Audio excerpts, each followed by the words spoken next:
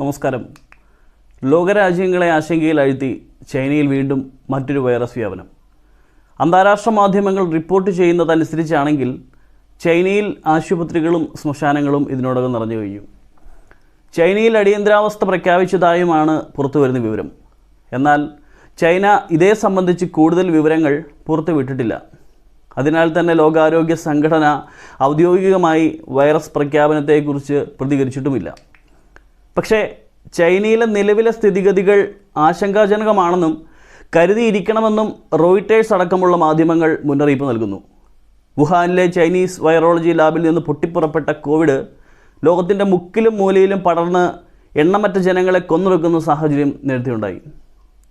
ലോകത്ത് കോവിഡ് ബാധിച്ച് മരിച്ചവരുടെ എണ്ണം എത്രയാണെന്ന് അന്വേഷിച്ചു പോയാൽ ഒരുപക്ഷെ പുതിയ വൈറസ് വ്യാപനത്തിൽ കൂടുതൽ ആശങ്കകൾക്ക് കാരണമാകും. 195 രാജ്യങ്ങളിലായി 7 കോടിയിലധികം ജനങ്ങളാണ് കോവിഡ് എന്ന മഹാമാരിയിലൂടെ ലോകത്തു നിന്ന് തുടച്ചു നീക്കപ്പെട്ടത് എന്നത് ഏറ്റവും വലിയ ഞെട്ടിക്കുന്ന കാര്യമാണ്.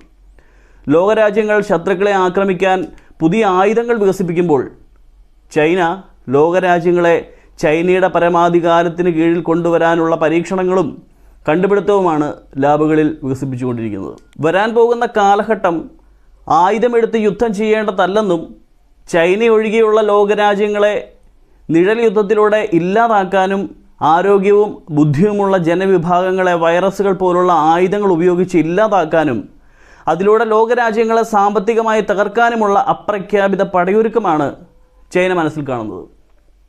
കോവിഡ് വൈറസ് വ്യാപനത്തിൽ ചൈനയിൽ മരണപ്പെട്ടവരുടെ കണക്കോ ചൈന വികസിപ്പിച്ചെടുത്ത വാക്സിനോ ചൈന കോവിഡിനെ നിയന്ത്രണ വിധേയമാക്കിയത് എങ്ങനെയെന്നോ ഇപ്പോഴും അജ്ഞാതമാണ്.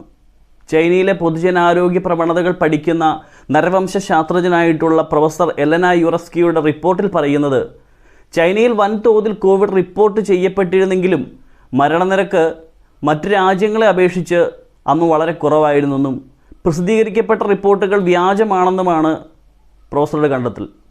മറ്റ് രാജ്യങ്ങൾ വികസിപ്പിച്ച വാക്സിനുകളൊന്നും ചൈന ഇറക്കുമതി ചെയ്തിട്ടുമില്ലെന്ന് എലന വ്യക്തമാക്കുന്നു. ഏത് വൈറസുകളെ വികസിപ്പിക്കുമ്പോഴും അതിനെ പ്രതിരോധിക്കാനുള്ള വാക്സിൻ അല്ലെങ്കിൽ മറ്റു മാർഗങ്ങൾ ചൈന അതിനോടൊപ്പം തന്നെ വികസിപ്പിച്ചെടുത്തിരിക്കും. ആദ്യ മൃഗങ്ങളിലും പിന്നീട് ചൈനയിലെ സാധാരണക്കാരിലും ഇത് പരീക്ഷിച്ച് വിജയിക്കുകയും ചെയ്യും.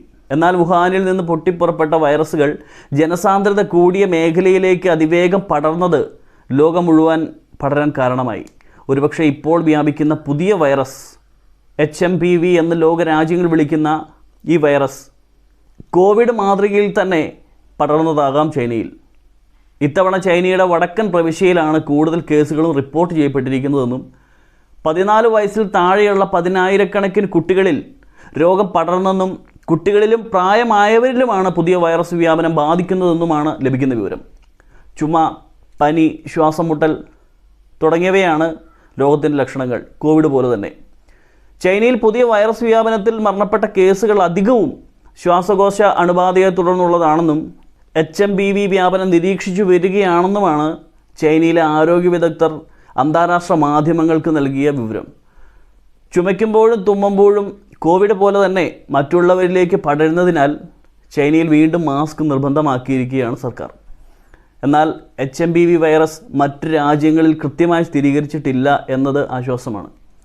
നിലവിൽ പടരുന്ന HMPV വൈറസിനെ പ്രതിരോധിക്കാനുള്ള വാക്സിനോ മറ്റു മരുന്നുകളോ നിലവിൽ ചൈനയിലും ഇല്ലെന്നും രോഗലക്ഷണം കാണുന്നവർക്ക് അതാത് രോഗത്തിൻ്റെ മരുന്നുകളാണ് നിലവിൽ നൽകി വരുന്നത്.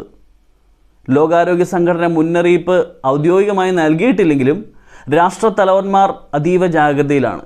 ലോകസഞ്ചാരങ്ങളിൽ യാത്രികർ തന്നെ സ്വാഭാവികമായിട്ടുള്ള നിയന്ത്രണം കൊണ്ടുവന്നതായാണ് നിലവിലുള്ള കണക്കുകൾ സൂചിപ്പിക്കുന്നത്.